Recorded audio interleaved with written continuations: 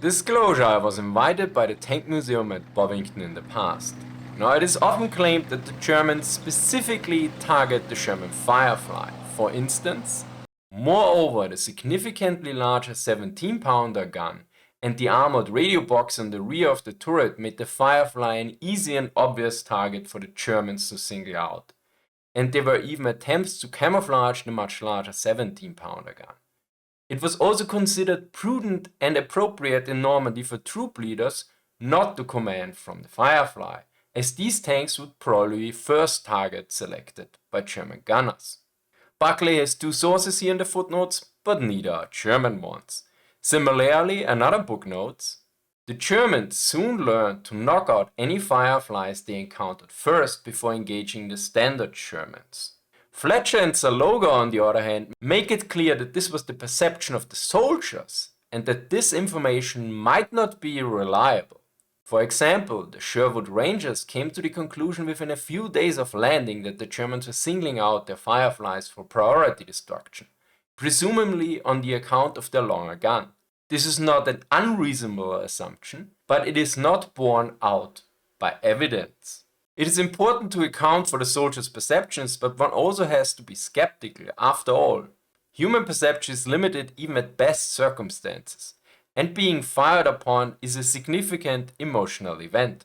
Which brings us to Nicholas the Chieftain Moran. In his Inside the Chieftain's Hedge, Sherman Firefly, he notes that he hasn't seen any German instructions and adding, "And I have my doubts is whether or not if any German would actually have done so and ignored a tank that was an immediate threat." So let us look what I could find in the German archives about this. The first question is, did German gunners even know about the Sherman Firefly in summer 1944? After all, the combat debut of the Firefly was in Normandy in June 1944. So let us check the German sources about enemy tanks. Now, I generally will refer to the Sherman Firefly here as Firefly, although in the German documents I never encountered Firefly. Generally it was called Sherman 5C or M4A4. First off, we look at the publication from Fremde Heere West, Foreign Armies West, the military intelligence that dealt with the Western Allies. On 26 July 1944, so about 6 weeks into the invasion, they presented a report titled Overview about the American Tank of the Sherman Series. It lists a total of 7 variants and their English equivalent in name, so Sherman 1 to Sherman 7.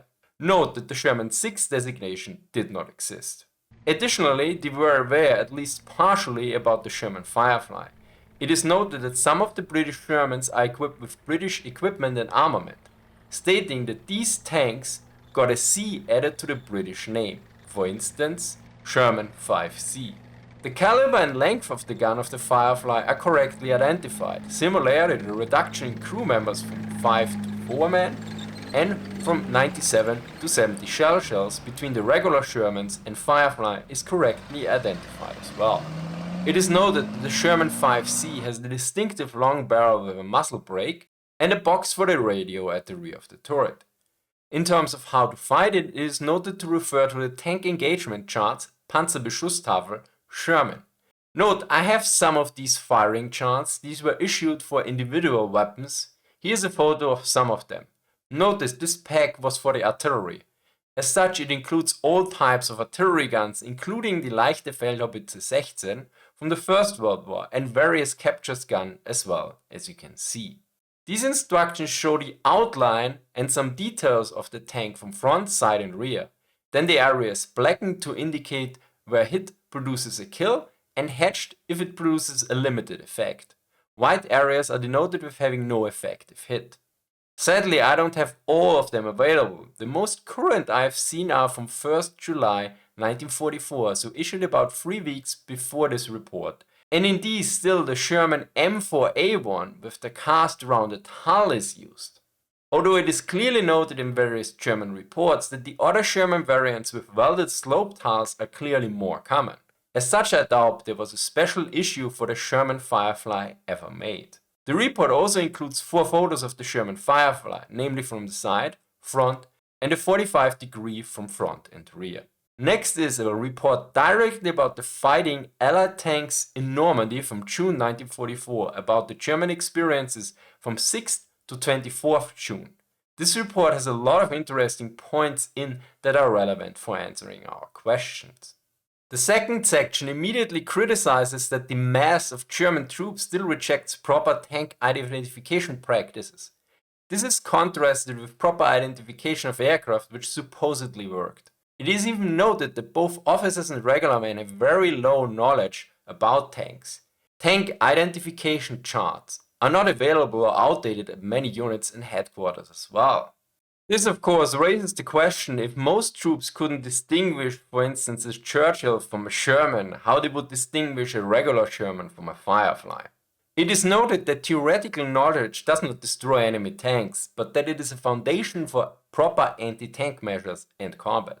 Another major problem is that overblown or wrong assumptions about enemy tanks led to a psychological problem, namely Panzerschreck, tank terror.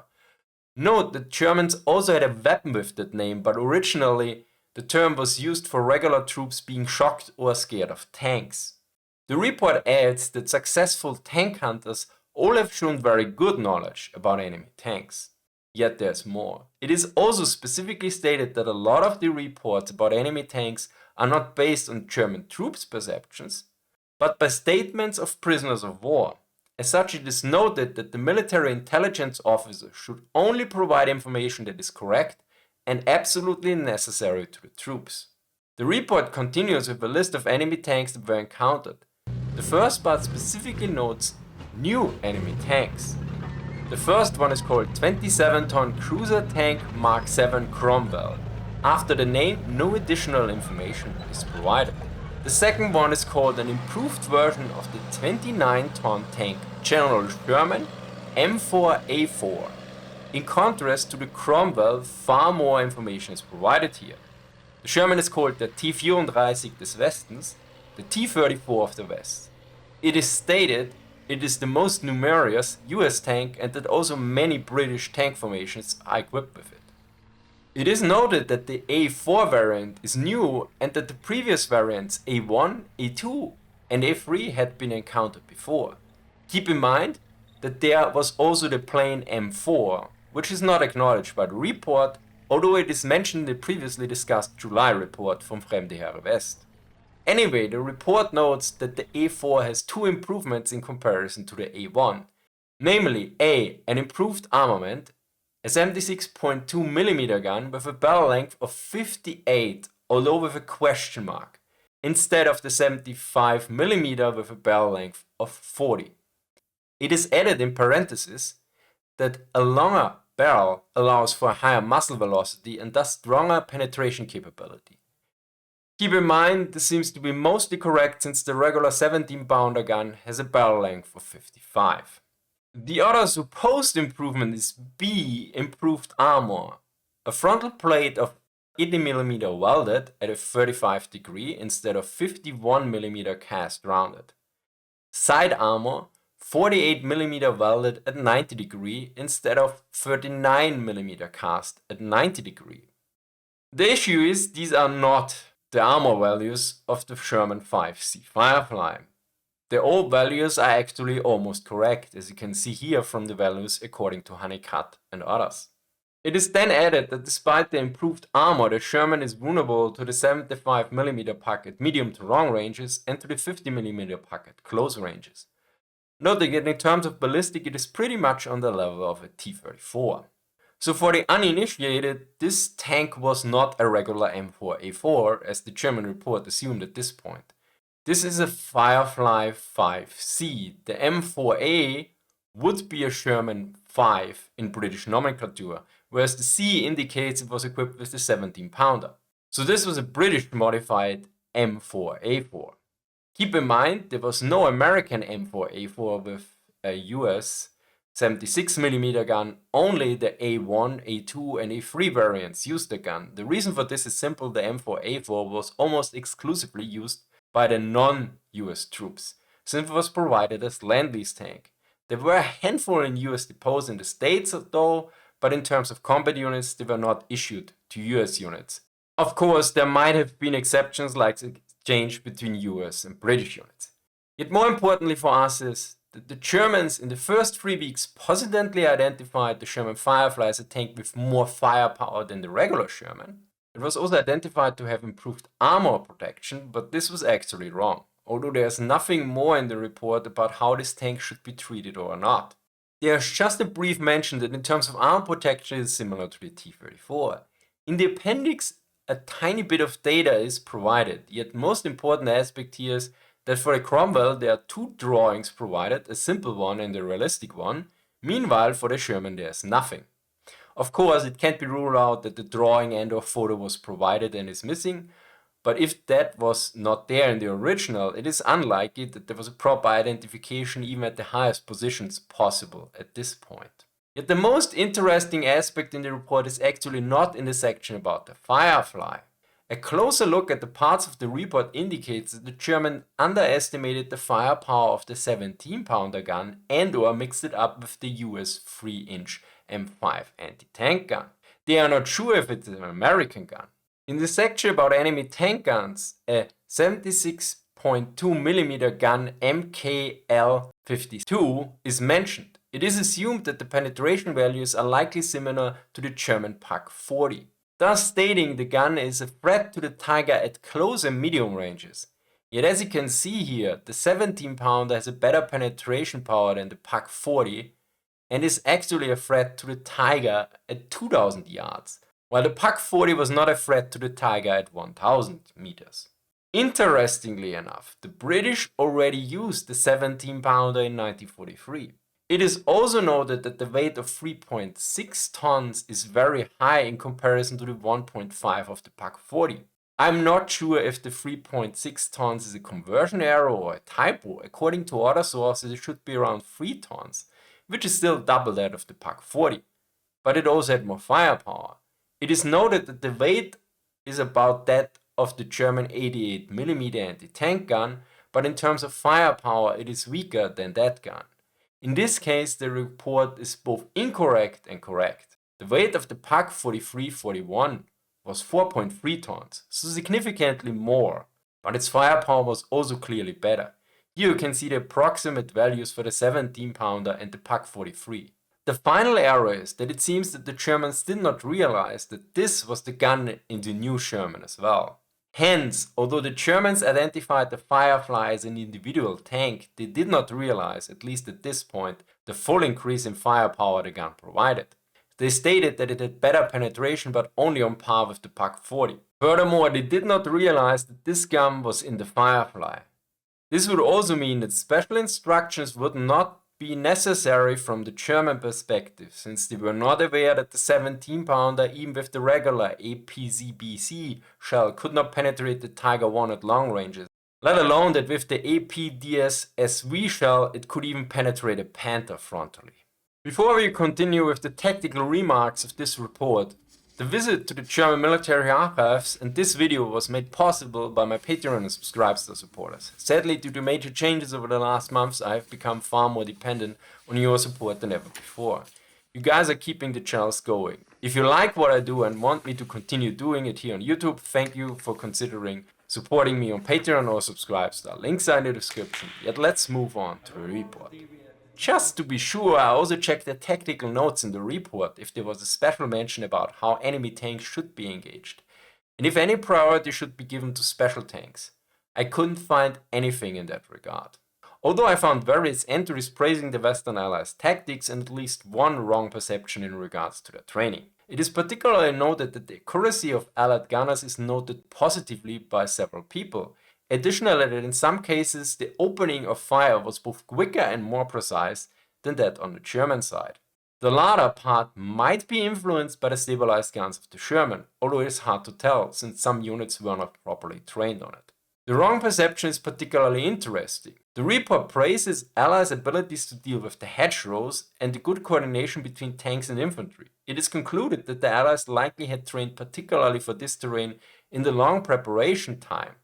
Now, if you know my video on hedgerow tactics, it took the Allies actually quite some time to develop proper tactics to deal with the hedgerows, and infantry-tank cooperation had at least sometimes major issues.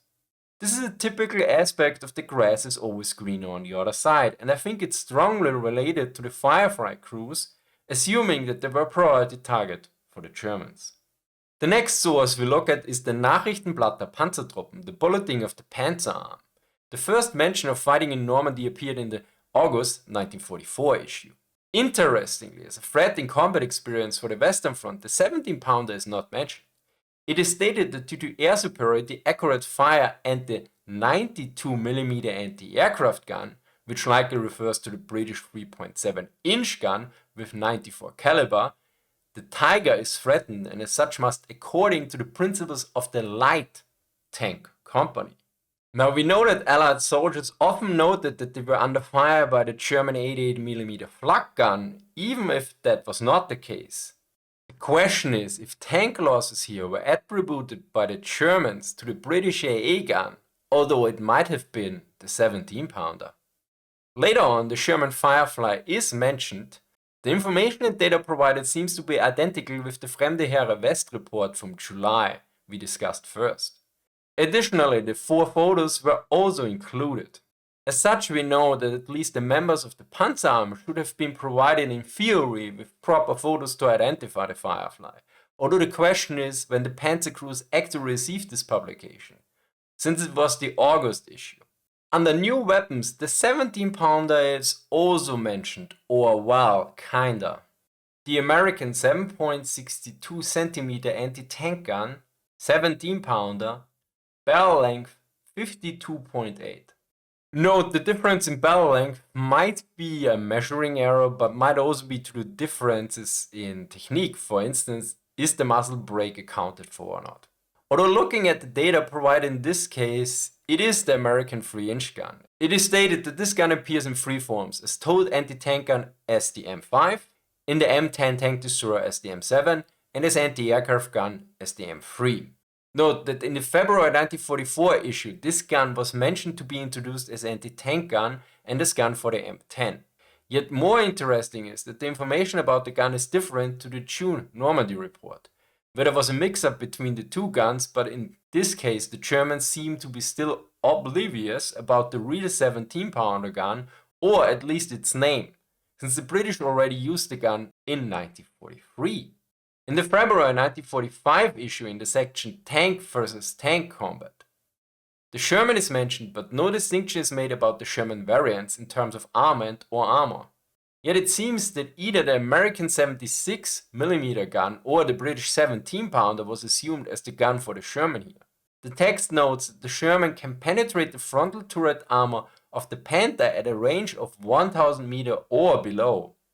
Considering that the Panther had 100 to 110mm frontal armor and the 75mm M3 of the Sherman had at best 76mm penetration at 500 yards at a 30-degree angle, according to the logger, you can clearly see that the Germans assumed for the Sherman not the regular 75 M3 gun anymore. Various tactics and countermeasures are mentioned as well, but nothing that mentions or indicates the targeting of specific tanks. It is specifically noted that German tanks should prevent the enemy tanks from getting closer and thus maneuver if the enemy uses smoke to close in. By the way, the first proper detailed drawing of the Sherman Firefly indicating the various angles and armor thicknesses from the side and front that I could find in the archives was from 14th September 1944. Where it was referred to as Medium Tank M4A4 American, General Sherman 5C. Now on top of that information, we also must consider that even if the correct data, so namely a new tank variant with severely increased firepower, was properly identified at one point, it will also need a considerable time to reach the troops. This was back then when the information flow was extremely limited. No internet, no smartphones, even radios and landlines were available to very few people.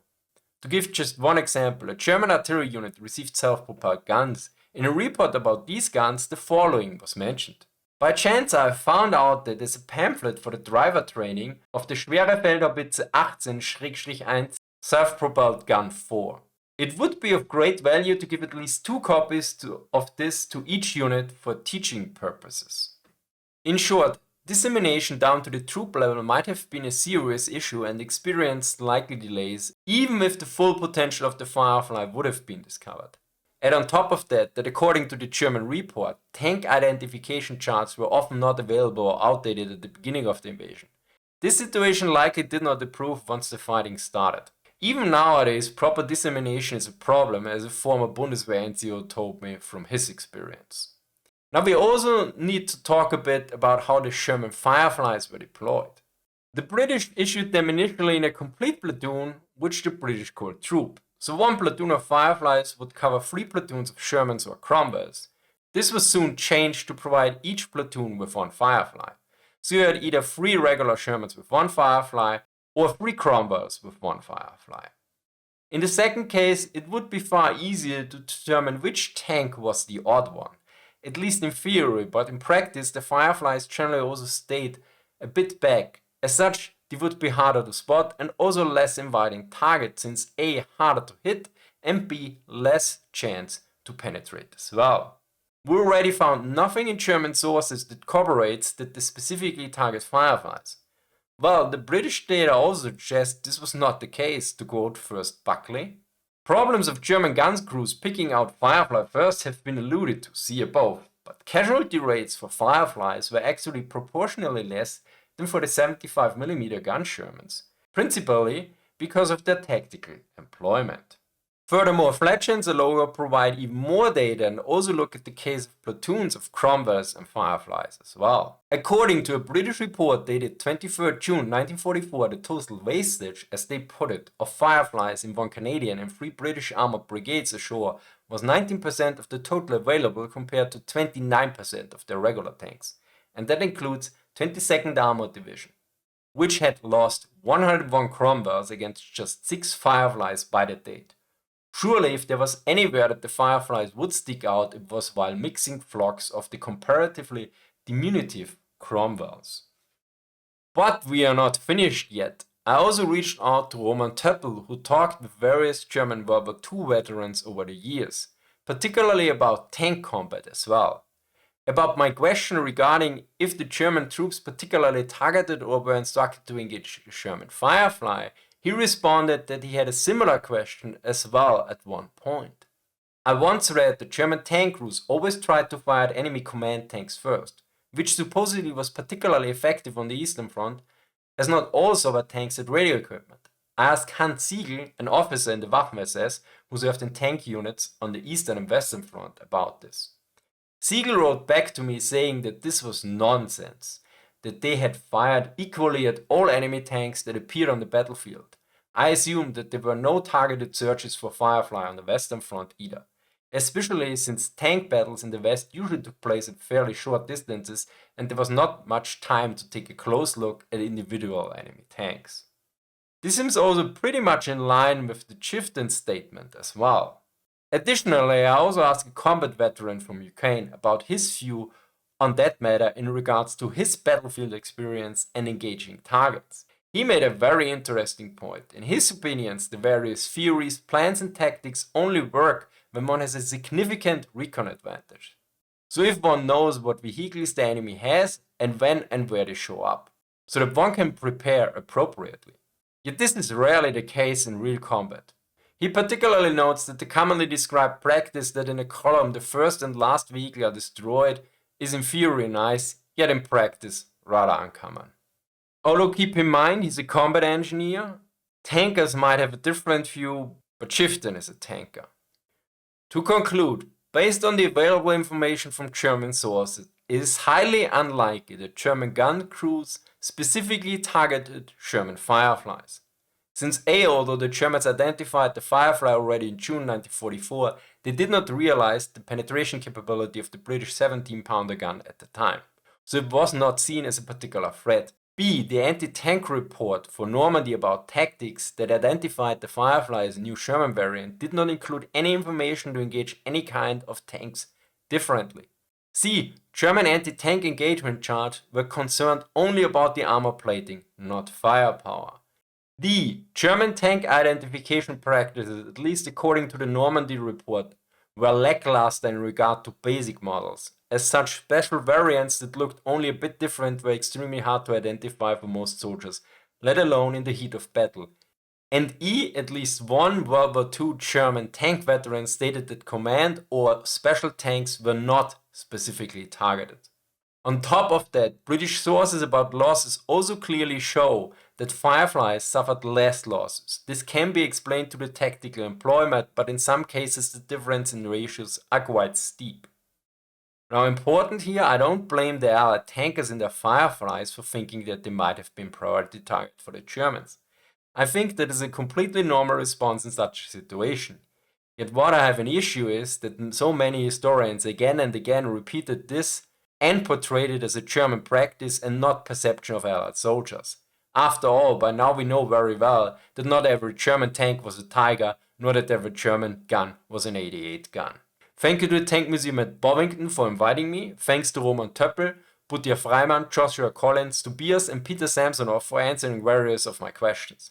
Thank you to Andrew for reviewing the script. Thanks to all my supporters.